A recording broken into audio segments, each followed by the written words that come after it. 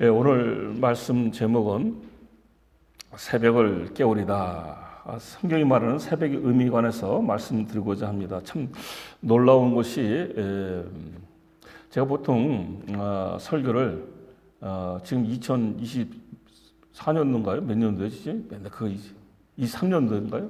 그 2025년도까지 지금 준비하고 있어요. 한 2년 전에 미리미리 준비하거든요. 습관이 옛날 집회 많이 다니면서 그렇게 하지 않으면 따라가지 못해갖고 습관이 돼갖고 이렇게 했는데, 이 새벽 설교도 오늘 할 것도 2년 전에 아웃라인을 준비해 놓은 겁니다. 근데 참 놀라운 것이 뭐냐면은 새세연 멤버들이 오는데 새벽에 관한 설교를 하게 됐다는 거예요. 이야, 참.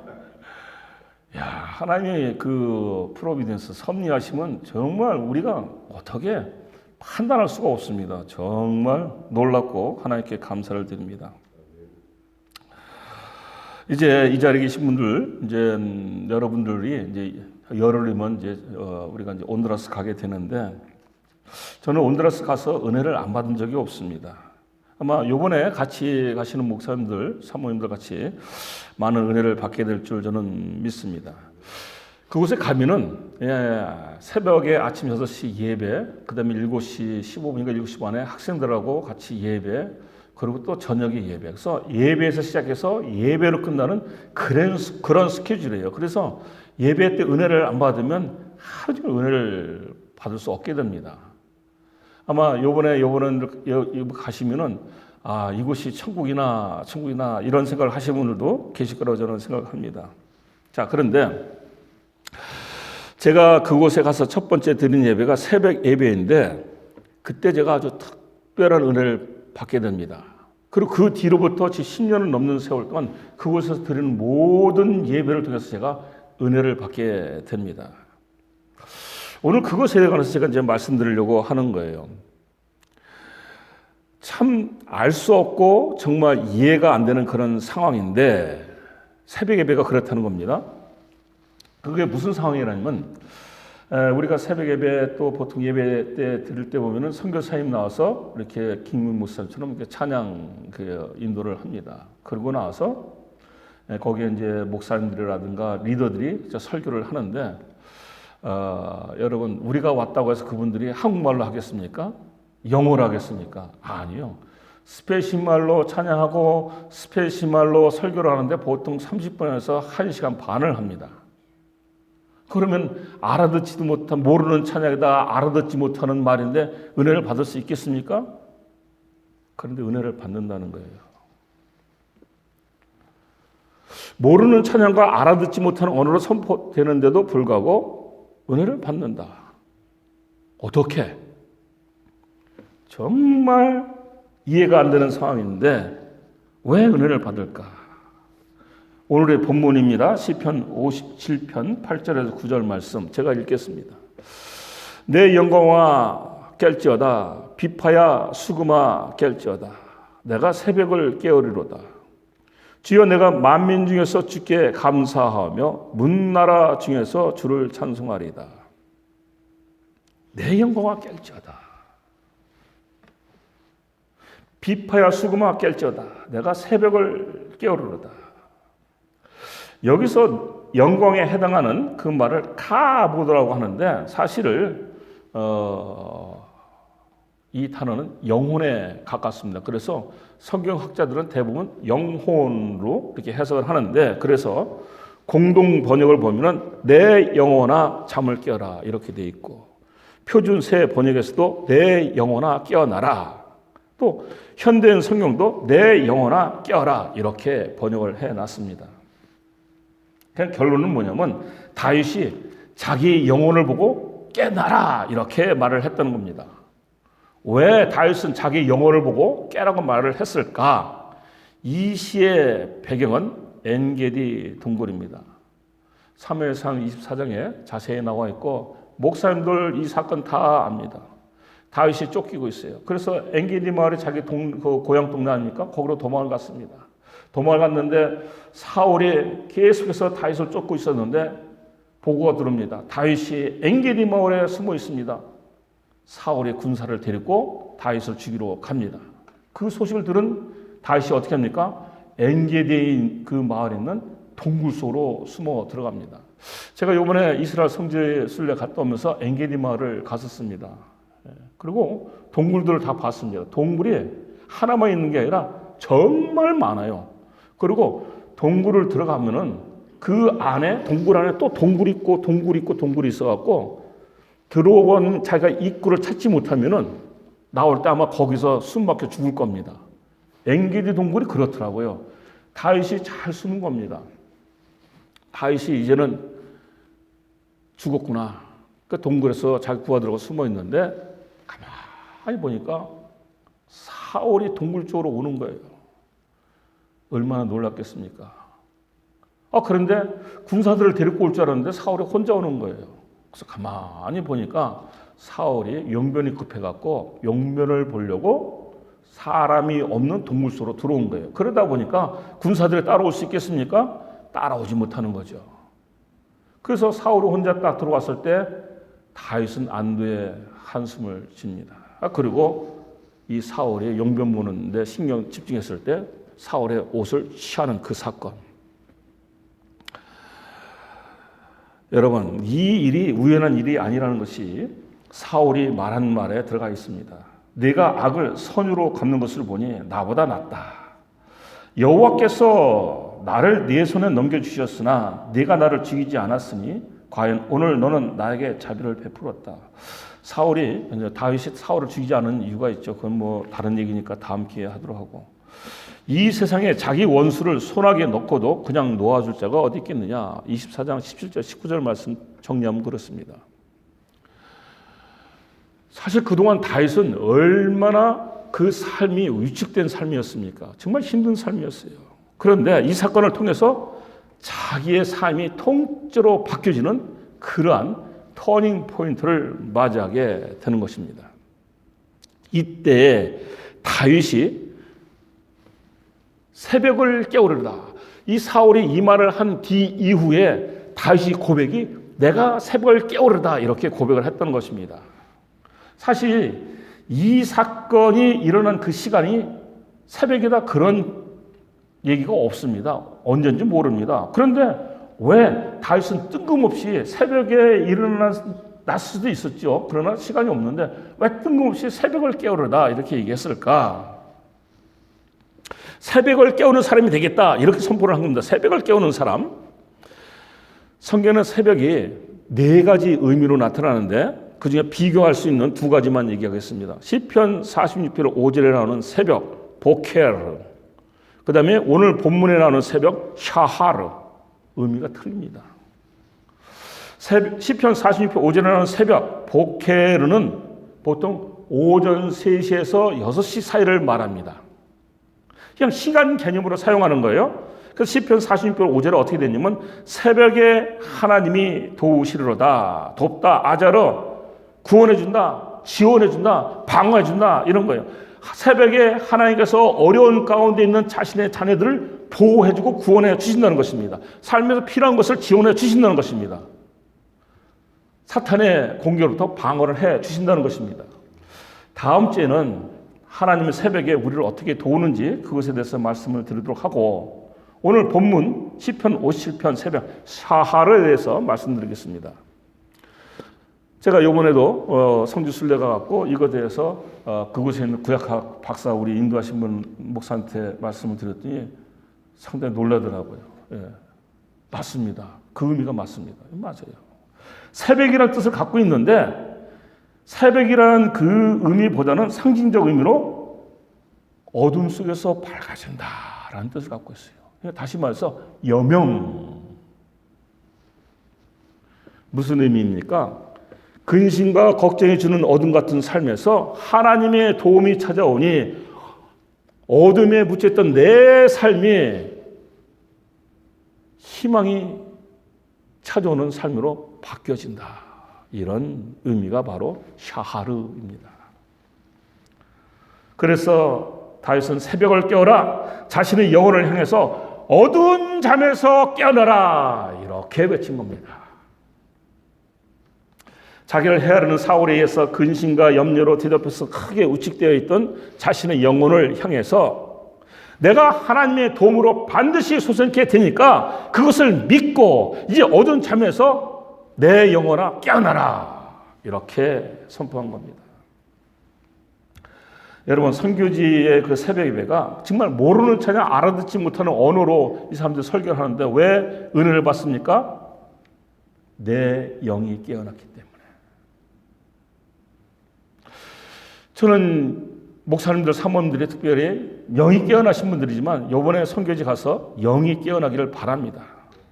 그러면 영이 깨어나게 되면 그곳에서 역사하는 하나님의 섭리를 보고요, 무릎을 꿇을 수밖에 없는 것입니다. 우리 여기 온두라스에서 파송돼서 선교사로 가셨다가 3개월 만에 휴가 갖고 오신 선교사님 오늘 반주를 처음에 하셨는데, 그런 영이 깨지 않은 사람은요, 선교사님들 먹을 것 갖다가요 훔쳐 먹어요. 불쌍한 겁니다. 불쌍한 거예요. 그런 사람들은요. 영이 깨지 않았기 때문에 그런 짓을 하는 겁니다. 영이 깬 사람은 그런 사람들은 그런 짓을 하지 않습니다. 어떻게 하면 내가 무릎을 꿇고 그들을 섬길까? 이 생각만 합니다. 어떻게 하면 여기서 이들과 같이 하나님께 영광을 올려드릴까? 어떻게 하면 한 사람도 더 전도를 할까? 이 생각만 합니다. 정말 그들의 삶은요, 우리의 삶과는 비교할 수도 없는 아주 정말 어려운 환경입니다. 그런데 그런 상황에서도 하나님을 소리 높여 기쁘게 찬양합니다. 오늘 아침에 우리 김경문 목사님이 찬양하는 거 보면서 그들이 다 연상이 되더라고요. 먼 거리를 걸어 나와서 교회에 옵니다. 그 정석과 예배를 드립니다. 그 중에는요, 어린 아이들도 있습니다. 어린 아이들도 있어요. 여러분, 내 영이 깨어나면 그 다음에 어떤 순서가 옵니까? 영이신 하나님과 깊은 교제를 하게 되는 겁니다. 여러분, 예배가 왜 중요하냐면요, 영이 깨지 않은 사람은 헛 예배를 드는 겁니다. 왜? 하나님은 영이시기 때문에 영적인 예배만 받으시는 분이에요. 그러니까 영 깨지 않은 상태에서 예배를 들으면요, 그 사람이 들은 예배는 헛된 예배가 되는 거예요. 왜? 하나님을 만나지 못하니까 은혜를 받을 수가 없는 거죠. 그래서 영이 깨지 않으니까 앉아서 주보나 보고 뭐가 틀린 글자가 있나, 끝나면 회의를 해야 된다, 이런 생각만 하는 거예요. 여러분, 영이신 하나님을 만나고 그때부터 깊은 교제가 시작되면 그때부터는요, 내 생각과 판단으로 보는 것이 아니라 아버지 마음에 내 마음에 들어왔기 때문에 모든 것을 아버지의 마음으로 보게 되는 거예요. 내가 보는 게 아니고 아버지가 나를 통해서 보게 되는 것을 내가 느끼는 것입니다. 그래서 이 모든 것이 주님의 은혜, 이런 찬양이 나오는 거예요. 그것을 깨달은 사람들이 이 찬양을 하는 겁니다. 누가복음 24장에 부활의 소식을 믿지 못하고 가는 엠마오로 가는 두 제자 이야기가 나옵니다. 이 사람들이 어떤 사람들이었습니까? 이 사람들이 예수 그리스도를 따라다닐 때 예수 그리스도를 통해서 구원을 받겠다, 그것이 아니었어요. 예수 그리스도를 통해서 이스라엘이 로마로부터 해방될 거다, 그것을 믿었던 사람이에요. 그래서 예수님을 따른 거예요. 그 얘기가 24장 21절에 나옵니다. 우리는 이 사람이, 예수 그리스도가 이스라엘을 속량할 자라고 바랐노라, 이스라엘을 해방시킬 자로 바랐노라. 그런데 예수 그리스도가 해방은 그냥 십자가에서 속절없이 죽어버린 겁니다. 그러니까 능력 없는 사람이네, 떠난 거죠. 그래서 엠마오로 가고 있었던 것입니다. 근데 엠마오로 가고 있을 때 우리가 다 아는 것처럼 어떤 나그네가 동행을 하게 됩니다. 그런데 이 동행한 나그네가 얼마나 성경에 해박한 지식을 갖고 있는지 사모하는 마음이 있었으니까, 선생님 우리와 함께 묵어 가시면 어떻겠습니까? 그래서 하룻밤 같이 있자고 자꾸 이렇게 얘기하죠. 그래서 나그네가 허락하고 그들과 함께 머물게 하는데, 그 나그네가 누굽니까? 부활하신 예수님이에요. 정말 흥미로운 것은 뭡니까? 이 사람들이 예수 그리스도를 몇 년 동안 따라다녔는데 부활하신 예수 그리스도를 그렇게 오랫동안 모셨는데도 알아보지 못했다는 것입니다. 왜? 성경에 그 답이 있어요. 누가복음 24장 16절. 그들의 눈이 가려져서 주님이신 줄 알아보지 못했다. 가려져서 이 크라테오라고 됐어요. 크라테오는 뭐냐면 힘을 가지다, 고수하다, 단단히 붙들다. 다시 말해서 자기들 생각에 고정되어서 움직이지 않았다. 자기들의 힘, 능력으로만 모든 것을 판단하고 보고 있었던 상태라는 것입니다. 그런 상태가 되면요, 예수 그리스도가 우리 옆에 와도 우리도 알아보지 못합니다. 무슨 얘기입니까? 그리스도를 통해서 자신의 이익만 바라보고 있다고 한다면 알아보지 못하는 거예요. 하늘의 영광을 위해서 주님을 내가 열심히 섬기겠다 하면서 자기의 영광을 더 구하고 있으면 알아볼 수가 없는 겁니다. 자신의 힘과 지혜를 주님의 말씀보다, 성령의 인도보다 더 중요하게 여기면 주님이 아무리 불러도 알아듣지 못하는 것입니다. 이것이 바로 뭐예요? 크라테오예요. 그게 뭐예요? 눈이 가려졌다. 자기 생각에 꽉 붙잡혀 있다. 그런데 부활하신 주님과 이들이 함께하면서 영의 눈을 뜨게 되죠. 영의 눈을 뜨게 되니까 놀라운 일이 벌어지죠. 어떻게 해요? 나그네라 생각했던 그분이 예수 그리스도임을 그때 가서 알게 되는데, 영의 눈을 뜬 후에 누가복음 24장 31절, 그들의 눈이 밝아져 그인 줄 알아보더니, 여기서 밝아져 디아노이고, 정말 중요합니다. 여러분, 정말 중요합니다. 3인칭 복수 뭡니까? 이 의미는 왜 3인칭 복수? 이들의 눈이 떠진 것은 자신의 힘에서, 자신의 의지로 떠진 것이 아니라 누군가에서, 3인칭 누군가에서 떠졌다는 거예요. 복수, 성삼위 하나님을 통해서 떠졌다는 것입니다. 제자들의 눈이 떠진 것이 자신들의 노력이나 의지에서 떠진 것이 아니라 하나님의 능력, 배부심에 의해서 눈이 밝아졌다는 거예요. 그러니까 우리가 영의 눈을 뜨는 것도 내 힘으로 되는 것이 아니라는 겁니다. 주님이 주시는 선물의 그것도 아무한테나 그 영의 눈을 뜨게 하지 않는다는 것입니다. 그러면은 참 질문 있는 거예요. 그 예수님은 자기를 버리고 도망간 이들에게 왜 영의 눈을 뜨게 해 주셨을까? 간절함 때문이에요. 비록 예수님을 배반하고 도망갔지만 이들에게 남아있는 게 뭐예요? 나그네를 통해서 하나님의 성경 말씀을 더 듣기를 원해서. 그래서 예수님께서 말씀하시죠. 천지부터 얘기 하나씩 말씀하시죠. 말씀을 사모하는 간절함이 있었어요. 이들의 상황은 달라진 것이 하나도 없었습니다. 그런데 영의 눈을 뜨기 전과 뜬 후에 그 삶이 어떻습니까? 확연하게 달라지는 삶을 살았죠. 우리가 작은 게, 조그만 교회, 그런 게 어디 있습니까? 하나님 나라에서 작은 게, 큰 게, 그런 거 없습니다. maybe 작은 목사, 큰 목사는 있을 수 있습니다. 그러나 성도가 작아도 큰 목사가 있고, 성도가 아무리 많아도 작은 목사가 저는 있다고 생각을 합니다. 영의 눈을 떠야 되는 것입니다. 다윗으로 다시 돌아갑니다. 다윗도 자신의 삶에 임한 상황은 달라진 것이 없었어요. 여전히 쫓기고 있었고, 여전히 고난 중에 있었고, 삶은 여전히 어둠 속에 있었습니다. 그런데 엔게디 사건을 통해서 나에게 희망이 있구나, 이것을 발견하고 바로 영의 눈을 뜨게 된 거죠. 그래서 잠을 깨라, 우루, 일어나라, 승리를 외쳐라, 이런 뜻이요. 내가 아직은 내 날에 승리는 오지 않았지만 내 날에 반드시 승리가 온다. 난 확신한다. 그것에 확신을 가진 겁니다. 우리 목회자들이 그런 확신이 없이는 목회를 할 수가 없는 것입니다. 그때부터는 월급제가 되는 겁니다. 내 영혼아 깨어라. 비파야 수금아 깨어나라. 내가 새벽을 끼우르라. 정말 믿음에 대한 확신이 있는 선포고, 그 확신을 통한 찬양입니다. 이것이. 한 발 더 나가죠.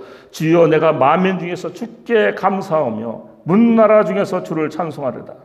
앞으로 저는 이렇게 살겠습니다. 고백을 한 거예요.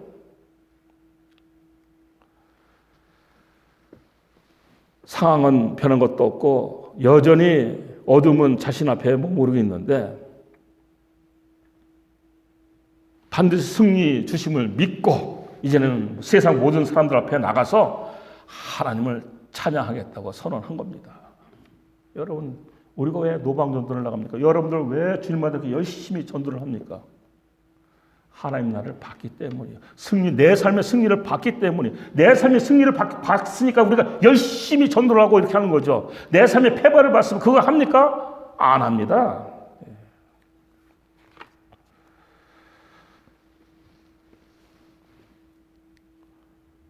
우리가 이런 확신을 갖고 주님 말씀에 순종을 하게 되면은 반드시 우리의 삶에는 평강과 승리가 찾아오게 될 것입니다.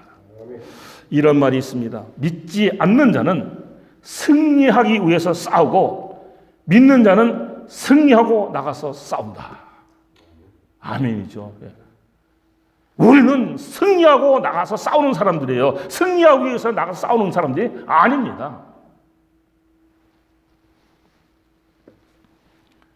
상황이 우리를 슬프게 하고 감사하게도 하고 기쁘게 하는 것이 아니라 하나님께서 우리에게 약속하신 그 승리의 삶, 그 승리의 삶이 반드시 온다는 그 믿음이 상황을 바꾸고 감사의 삶을 살게 하고 기쁨의 삶을 살게 하는 것이다. 이런 얘기입니다. 그러니까 우리는 상황에 연연할 필요가 없습니다. 환경의 지배를 받을 필요가 없습니다. 혹여 여러분, 지금 내 인생의 새벽은 너무나 멀리 있다. 나는 지금 너무 깜깜한 밤과 같은 시간을 머무르고 있다. 사방에서 나를 삼키려는 그 대적들 울부짖음이 지금 들려오고 있다. 나는 내 삶을 어떻게 해볼 도리가 없다. 여러분, 그런 생각에서 벗어나시길 바랍니다. 하나님 자녀의 삶은 어떤 삶이라고요? 환경의 지배를 받는 삶이 아니다. 그리고 감정과 감각의 지배를 받는 삶도 아니다. 우리의 삶은 하나님에 대한 믿음과 그에 대한 확신이 우리를 지배하는 그런 삶입니다. 그러니까 여러분들이 가졌던 갖고 있는 그 믿음을 더욱더 다지시기 바랍니다. 다윗이 외칩니다.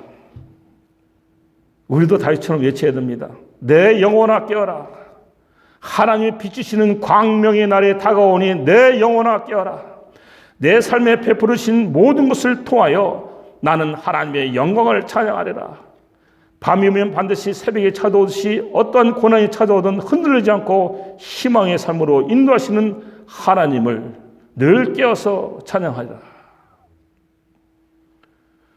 이런 고백을 하면서 매일매일 살아갈 때 우리는 평강의 삶을 맞이하고 승리하는 삶을 볼 수 있게 될 것입니다.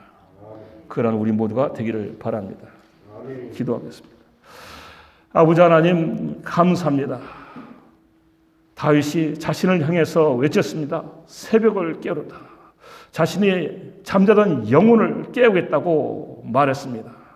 다윗이 보았습니다. 하나님께서 주시는 그 미래의 승리의 삶을 보았습니다. 그래서 잠자는 그의 영혼, 어둠 속에서 힘들어하는 그의 영혼 보고 깨어라 했습니다. 아버지 하나님 그렇습니다. 우리의 삶이 아버지 하나님 평탄치를 않습니다. 때로는 아버지 하나님 사탄의 공격으로 인해서 어려움을 겪을 때가 너무나 많습니다.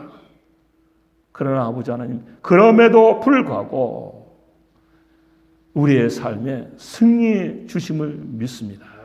그 승리를 바라보고 나갑니다. 이 자리에 계신 우리 목사님들, 사모님들, 우리 성도님들 그 승리를 바라볼 수 있는 영의 눈을 뜨게 해 주시옵소서. 영의 눈을 뜨고 주님과 하나님과 통행하게 해 주시옵소서. 그래서 그 말씀 받은 대로 순종함으로 말미암아 아버지 하나님이 기대하는 열매 맺는 삶 살아갈 수 있도록 은혜 베풀어 주시옵소서. 예수 그리스도의 이름으로